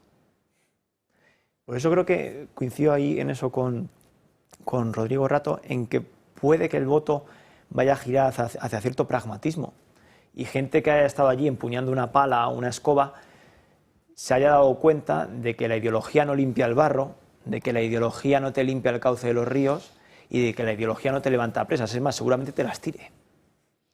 Y es probable que mucha gente empiece a orientar su voto hacia políticas pragmáticas, hacia gente que muestre cierta diligencia y cierta capacidad de resolución. El problema es que en España creo que hace tiempo que no se vota con la esperanza de sumarse a un proyecto, sino que se vota mucho a la contra. Es decir, yo voto a esta gente para que por favor no me gobiernen estos. El votante prototipo o la campaña del PSOE para salvar mínimamente los muebles el 23 de julio se basó en votarme a mí para que no venga la derecha. Y la campaña del Partido Popular, en vez de orbitar un discurso o de armar un discurso en torno a súmate a mi proyecto, que yo tengo este plan de país, pues de obra pública, de educación en este sentido, de una economía más orientada al libre mercado, se hizo una campaña en torno al que te vote chapote, es decir, otra vez política a la contra. Y creo que hay dos formas de ganar las elecciones, o en efecto con el voto a la contra de vótame a mí para que este no siga gobernando, o vótame a mí porque creo que este proyecto de país a ti te conviene, que son modelos que hemos visto, salvando todas las distancias y los parecidos, que luego obviamente tienen sus matices. Javier Milei por un lado y Isabel Díaz Ayuso seducen desde súmate a mi barco, pero Sánchez, Feijóo y otros proyectos han argumentado o han montado sus campañas en torno al vótame a mí para que aquel de enfrente que ha sido tan nefasto no vuelva a gobernar, ¿no? Creo que urge hacer política desde la construcción. O sea, no me refiero a la construcción de obra pública, que quizá también, sino del de decir, vótame a mí porque tengo un proyecto de país reconocible y súmate a ganarnos el futuro, ¿no? No a corregir el pasado continuamente. Rodrigo. Yo creo que esta catástrofe de Valencia, más lo que ha sucedido en Almería, más lo que ha sucedido en en Castilla-La Mancha, en Albacete, todo esto, y la desgracia de que nos va a seguir sucediendo, porque si el Mediterráneo llega a alcanzar 28 grados de calor, es muy difícil que no tengamos tormentas muy intensas. Va a ser la batalla política de la legislatura. Esta es la batalla política de la legislatura. Habrá otras, no digo que sea la única, pero creo que es la que va a tener un efecto muy importante. Y además estamos hablando de un territorio electoral bastante importante. No es Cataluña o Andalucía o Madrid, pero es bastante importante. Teniendo en cuenta los márgenes de diferencia que hay entre nuestros posibles bloques de gobierno, pues aquí a lo mejor se juega el asunto. Y aquí, desde luego, va a hacer falta, o puede haber una oportunidad de ofrecer algo nuevo. Y algo concreto, y algo que apueste fuertemente por algo, ¿no? Ahí está. Pero de momento no parece que ni unos ni otros estén definiéndose sobre qué tipo de infraestructuras son necesarias. Esto es un tema aquí, además de que está muy bien todo el debate sobre el calentamiento global, etcétera, pero no lo vamos a cambiar los españoles solos. La cumbre que ha empezado en Bakú, ha empezado en Bakú, me parece, para empezar no va ni Estados Unidos ni China, con lo cual es una cumbre de Monteculito. Sí, seguramente vamos nosotros, Peñasco. Pero vamos, no va ni Estados Unidos ni China, que son los mayores emisores de CO2, pues la opinión es la que sea, ¿no? Vamos a ver una cumbre, y además ha llegado Trump, o sea que no podían pasar más cosas para que la cumbre no vaya a ser la más decisiva de la historia. Entonces yo creo que además del cambio climático, de todo lo que es el cambio climático, España tiene unos desafíos concretos, que son los suyos, giran alrededor del agua, además, para bien o para mal. Giran alrededor del agua cuando nos falta agua. Tú lo estabas diciendo hace un minuto, este verano en Cataluña todo era qué pena que no tenemos agua, ahora como ya tenemos agua ya no hablamos del asunto, pero es que eso volverá. Y al mismo tiempo estamos teniendo riadas. Entonces, un país seco y con riadas, pues es distinto que un país húmedo y sin riadas. Pero que eso estaba resuelto con el Plan Hidrológico Nacional. Sí, pero el Plan Hidrológico Nacional, quiero recordaros que es una cosa del año 2003-2004, estamos hace 20 años y no ha vuelto a ser parte de ningún programa electoral, de ningún partido que yo recuerde. Se han olvidado. Bueno, en la campaña de primavera, mayo-junio del 23, Feijóo sí que anunció lo que él llama un Plan Nacional del Agua, que iba más enfocado en torno a la sequía, que en torno a la contención o construcción de obra pública que nos permita almacenar ese agua o proteger a los determinados territorios que están en posición de Pero reconocerás que si nuestro problema es la falta de agua, nuestras infraestructuras deberían de poder canalizar el exceso de agua en un momento dado. No sé, yo no soy ingeniero de caminos ni se me ocurre, pero una de las, no diré buenas, pero una de las cosas interesantes de lo que ha sucedido es que los ingenieros de caminos nos están contando cosas que son una parte importante de los que nos las deberían de contar, igual que los ingenieros forestales. Y en cambio yo creo que hay muchas opiniones de gente que no estoy muy seguro que tenga conocimientos suficientes como para opinar, probablemente el primero yo, ¿no? Pero a mí me parece que el tema de las infraestructuras que están relacionadas con el agua en España es vital, número uno del problema. Sí, y además hace mucho tiempo que una cosa que parece evidente, si realmente la temperatura está subiendo o bajando, lo que se quiera, y estamos ante un problema, porque eso que decías tú, por ejemplo, de que cada vez son más frecuentes las gotas frías, yo sé que estos días famosos que me escapé yo con un barco por ahí, pues resulta que el barco no era español, este barco era holandés, y cuando acaba la temporada entre turística o de alquiler, de estar alquilado, se vuelven a Holanda. Y ya nos dijeron que nos despidiéramos porque nunca más lo veríamos, este barco. Y la pregunta fue, ¿y por qué no lo veremos más? Y dijeron, porque llevamos 3 veranos que más o menos a estas fechas de final de octubre, por ahí octubre, cuando queremos volver, nos encontramos que hay tormentas recurrentes en el Mediterráneo que antes no había, y entonces nos impide avanzar con eso y tenemos que estar costeando mucho tiempo y entrando en distintos puertos. Y eso hace que el armador se haya hartado porque tiene que mantener un sueldo un mes cuando tendría la gente ya, diría, de horas extraordinarias, con lo cual no le compensa. Es decir, que el clima en el Mediterráneo está cambiando es una evidencia, ¿eh? Es una evidencia, que es un ciclo probablemente también y vuelve a lo que estaba manteniendo unas constantes. Pero lo que está claro es que la intervención del hombre con los coches y las bolsas de plástico ante eso es cero patatero. Eso es cuestión de ver científicos, se lo explicarán. Pero en cambio lo que no es cero patatero es que hay que prever que eso pase y entonces hay que ver las infraestructuras que cuando pasa eso. Entonces lo que no tiene ningún sentido es dedicarse a discutir sobre las chimeneas, la energía, tal, no sé qué, eso no tiene ningún sentido. Lo que tiene sentido es hacer algo preveyendo lo que va a pasar. Y lo que va a pasar es que tenemos más lluvias, con lo cual habrá que canalizar en secano cuando no hay y cuando hay. Los que finalmente han hecho algo han sido los del Partido Popular Europeo, que bloquean a Teresa Ribera y paralizan durante varias semanas la nueva Comisión Europea. Por lo visto, el Gran Pacto Europeo se rompe. Ninguno de los 6 últimos comisarios va a pasar su examen este martes. Partido Popular Europeo confirma que hoy no será aprobada la candidatura de Teresa Ribera como vicepresidente ejecutiva y comisaria de competencia en Bruselas. Con esta decisión se mostraría así el pacto entre Alberto Núñez Feijóo y el líder de los populares europeos. Lo paralizan por lo menos durante varias semanas. Es noticia de última hora, el Partido Popular Europeo bloquea a Teresa Ribera. Brevemente, Franca. No, brevemente, porque Enrique Calvet me ha mandado una cosa, ¿sí?, para que la superemos, cuando se ha hablado de que no se echa para atrás a casi nadie. Dice, hace 5 años se rechazó la candidata francesa propuesta por Macron. O sea, que se puede rechazar perfectamente. Precisamente esta mujer ahora es vicegobernadora del Banco de Francia. O sea, no sería mala candidata, pero se rechazó. O sea, se puede rechazar perfectamente un candidato y el presidente de turno tiene que buscar otro del mismo país. No pasa absolutamente nada. Pues de momento es un bloqueo. Veremos qué es lo que pasa. Nos tenemos que ir a la última pausa de publicidad, contarles cuál es la agenda que tiene preparada el Club de Amigos. El día 21 de noviembre, apunten, saquen calendario, a las 7 de la tarde hablamos con Carmen Espejel, ella es arquitecta. Vamos a analizar y descubrir la figura de la mujer en la arquitectura a lo largo de los años.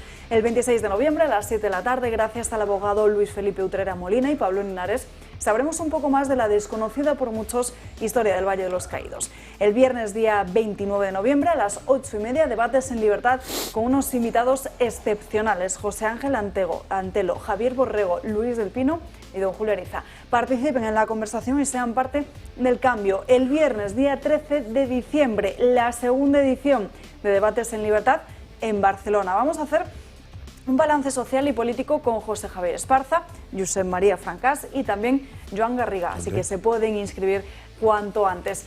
Ya tenemos, por cierto, nuestro 10º de lotería a la venta. Para apuntarse e informarse, ya lo saben, ese número de teléfono, el 91 616 2464, o escribiendo un correo electrónico a clubdeamigos@clubdeamigos.org. Publicidad y volvemos. Donald Trump se ha comprometido. La nueva era republicana al frente de la Casa Blanca estará marcada por la defensa de la libertad de expresión. No tenemos un país libre. El hombre que volverá a convertirse en presidente de los Estados Unidos el próximo mes de enero anuncia un plan para desmantelar el cártel de la censura.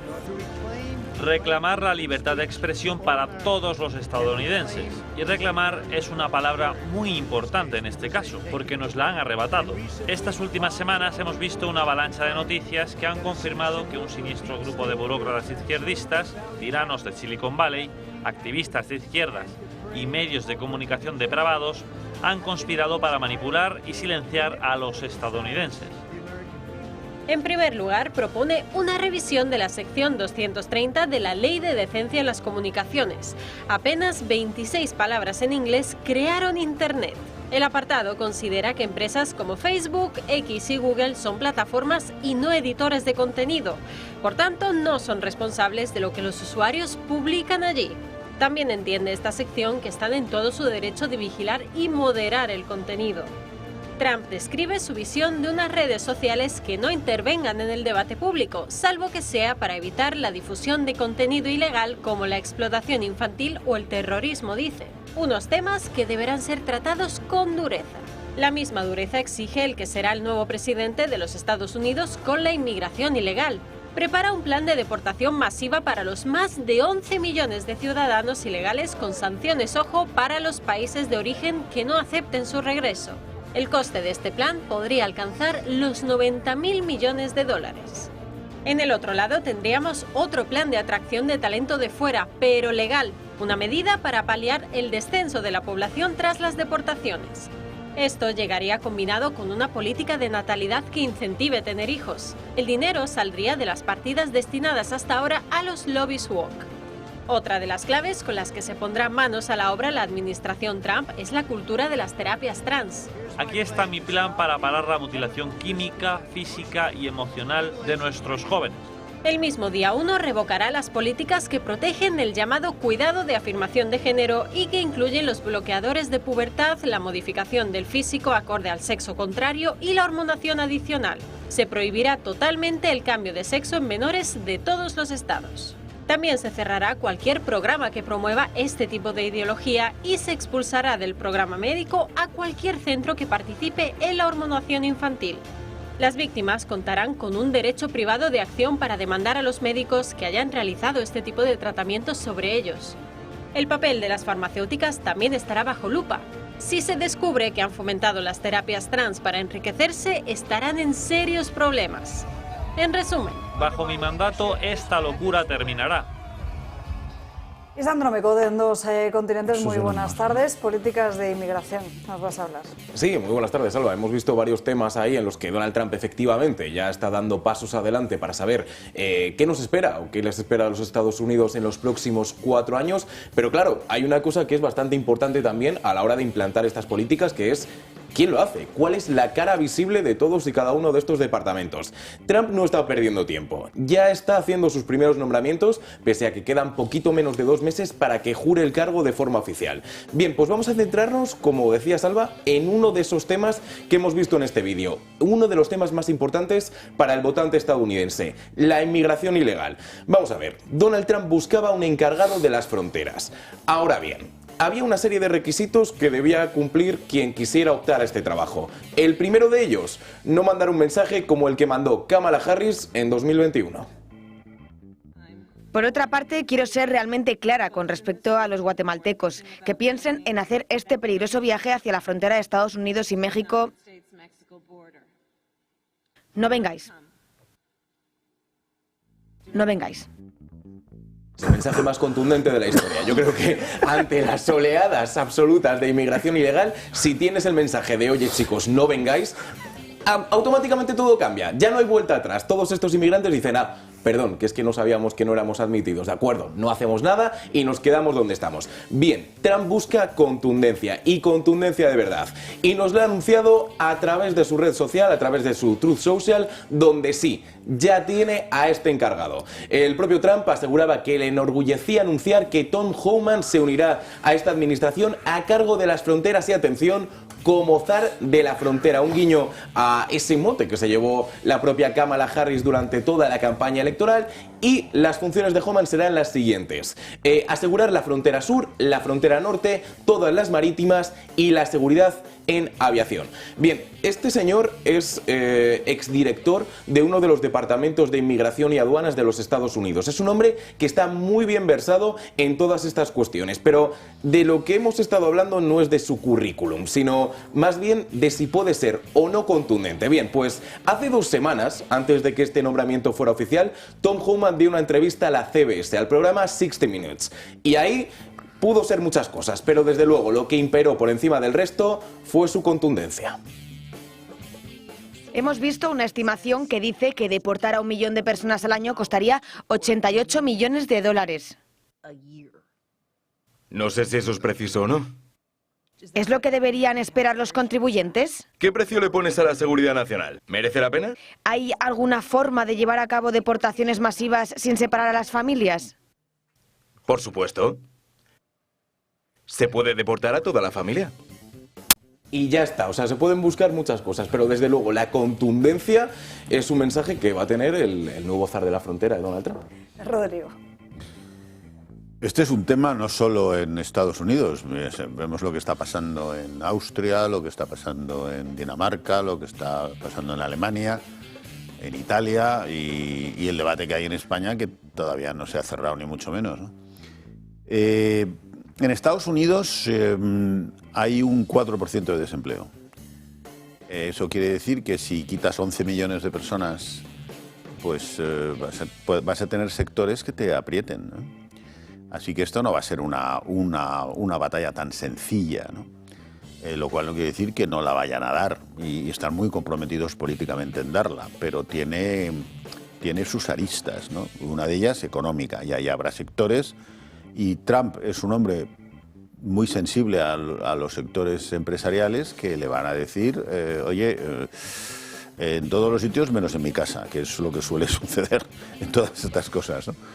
Entonces yo creo que eso va a ser, como lo estamos viendo aquí, el problema de las repatriaciones es qué país acepta esas repatriaciones. Muchos de los que han entrado en Estados Unidos no son solo ciudadanos de Guatemala, hay muchos chinos que han entrado vía Perú y después han ido andando, o vía Panamá, y hay otros países, ¿no? Filipinos. Entonces les pasa un poco como nos pasa a los europeos. En cuanto hay un conflicto en el mundo, y estamos en una época de grandes conflictos, pues esos conflictos se trasladan, ¿no? Es una apuesta muy fuerte, pero no exenta de grandes dificultades, porque hay una parte económica y social, y después está el problema que Meloni ha querido arreglar, no siendo ya la primera fueron los conservadores británicos que fracasaron, creando campamentos, o llamémoslo como queramos, en terceros países, pero nuestras legislaciones no son muy partidarias de ese tipo de decisiones, ¿no? Esto va a ser una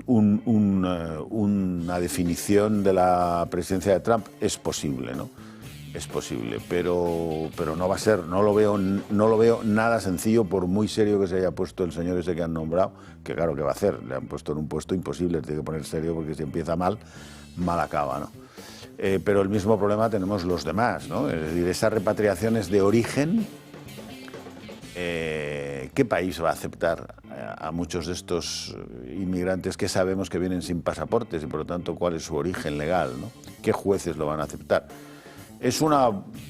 Y al mismo tiempo Trump ha planteado, muy típico de él, porque es una persona que plantea muchas cosas juntas, que quiere gente, pero quiere gente cualificada. Ahí los países que mejor lo han hecho, aparentemente, diríamos que son los australianos, los de Nueva Zelanda y los canadienses, que tienen cuotas muy bien diseñadas de lo que necesitan, ¿no? Estados Unidos tendrá que hacer lo mismo, porque lo que tampoco puede Estados Unidos es vivir sin una mano de obra teniendo un 4% de desempleo. Eso es muy difícil, y crecer al mismo tiempo. Y después está el tema de la natalidad, y ahí me paro, ¿no? Pero las experiencias no son nada halagüeñas. Los países que han dedicado muchísimo dinero a incentivar la natalidad les está funcionando muy poquito. Francia un poquito, pero hay otros muchos países que no, porque hay un cambio del rol de la mujer en la sociedad que no depende solo del dinero, ¿no? Y que quizás en Estados Unidos suceda también. En todo caso, bienvenido sea la experiencia norteamericana si los demás podemos aprender, porque tenemos exactamente el mismo problema. Por el resto de la mesa, no sé si alguien quiere añadir algo después de... Yo del tema de inmigración no, sí quiero añadir que es muy interesante que varios puntos de los que habéis dicho van contra el tema de la hormonación, cambio de sexo, y que eso, si alguien quiere saber más, que profundice en la biografía de Elon Musk. Sí, y entonces sabrá por qué Trump ha metido ese tema, que no ha venido por inspiración divina solo, sino por un caso muy concreto que es el hijo de él. Por cierto, Sandro, ¿hay novedades en ese asunto del que nos hablabas ayer, de que Donald Trump no sería el próximo presidente de Estados Unidos, porque igual estaba esa maniobra de colocar a Kamala? Nada, parece que es un movimiento que sí, que se está intentando por algunas partes o sectores del Partido Demócrata, pero que no va a quedar en nada. Yo creo que, de hecho, es que el propio Biden se reúne mañana con Donald Trump en la Casa Blanca para precisamente facilitar esa transición de poder. Entonces, bueno, que Kamala Harris quiere seguir luchando hasta el final, veremos. Sí que me parece bastante notorio el hecho de que a la hora de explicar la derrota electoral no sopesan los demócratas bajo ningún concepto que Kamala haya hecho las cosas mal, que lo hablábamos ayer de hecho. Y yo me preguntaba, porque sí que es verdad que hablábamos de los Obama y de cómo podía influir esto en 2028, pero también está la posibilidad de que, de verdad, y me lo puedo creer, quieran presentar a Kamala Harris en 2028 y estén tratando de limpiar su imagen todo lo posible. Yo creo que sería un error catastrófico, honestamente, pero es verdad que, por otro lado, la carrera de Kamala Harris ha ido de 0 a 100 en nada. Pasó de fiscal general a senadora a vicepresidente en nada, en 8 años, de forma muy repentina. Sí que es verdad que ahora le das 4 años para estar además en la oposición, en la lucha, que es lo que a ella siempre se le ha dado bien. Pero por muy bien que se le dé, hay mucho territorio que remontar y yo no tengo nada claro que se presente. Cabe una segunda opción, que es que no quieran quemarla por si la necesitan para eso, pero eso no quiere decir que la estén pensando para eso. No, claro, que sea una opción. Puede ser. Simplemente que digan, no la quememos ahora, claro, que no cuesta nada. Por cierto, fiscal general, pero fiscal general de un estado. De California. No sí. de, porque sí, da la sensación de que era fiscal general de Estados Unidos y no parece que sea el caso. No, fue de ¿tú crees que natal, el Partido Demócrata le interesa que continúe Kamala Harris? Porque hemos visto ahora que uno de sus mensajes era el wokismo. Y había un golpetazo, le han dejado cao hasta que se vuelva a levantar. Y al principio no todos los que tienen voz en el Partido Demócrata tenían claro que Kamala Harris fuese la que le iba a solventar estas elecciones. No, mira, honestamente yo creo que la elección de Tim Walz como potencial compañero de carrera de Kamala Harris era precisamente para ir a por el público por el que tenían que ir, no a por aquellos que apoyan a lo mejor la agenda woke o que son de California o X. No. Para aquellos indecisos que podían optar por un lado o por otro, pero la cuestión es que ya sea Kamala Harris, ya sea Tim Walz, ya sean ambos, han hecho una campaña que no ha convencido nada. Los 7 swing states, los estados que lo iban a decidir todo, los ha ganado Trump. Entonces, no, la derrota demócrata es brutal y creo que ahora lo que tienen que hacer es mirarse al espejo y decir, vale, aprendamos de lo que hemos hecho para pelear ya no dentro de 4 años, sino en 2 años por la mayoría de la Cámara y del Senado. Sandra, te vemos esta noche en Dos Continentes. Al resto, gracias por acompañarnos en esta mañana. Les recuerdo esa noticia de última hora. Las acusaciones populares del caso Begoña solicitan al Juzgado de Instrucción número 41 de Madrid que retire el pasaporte a Begoña Gómez, a la mujer del presidente del Gobierno, que le impida salir del territorio nacional para que así pueda comparecer la semana que viene, el próximo día 18 de noviembre, que es cuando estaba citada. A la espera de qué tiene que decir el magistrado Juan Carlos Peinado ante esta petición de las acusaciones, después de que la propia Gómez asegurase que no podía acudir a esa comparecencia porque acudiría a la cumbre del G20. Y mañana nos vemos aquí a las 12 en Dando Caña con el presidente de Vox, con Santiago Abascal. Así que hasta mañana, que descansen.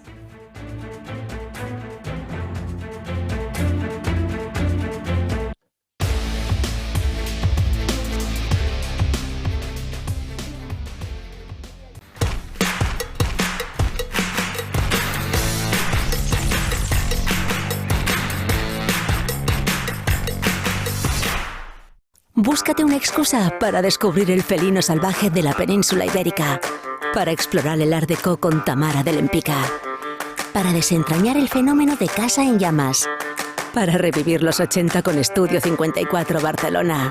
Búscate una excusa y conéctate a CaixaForum Plus.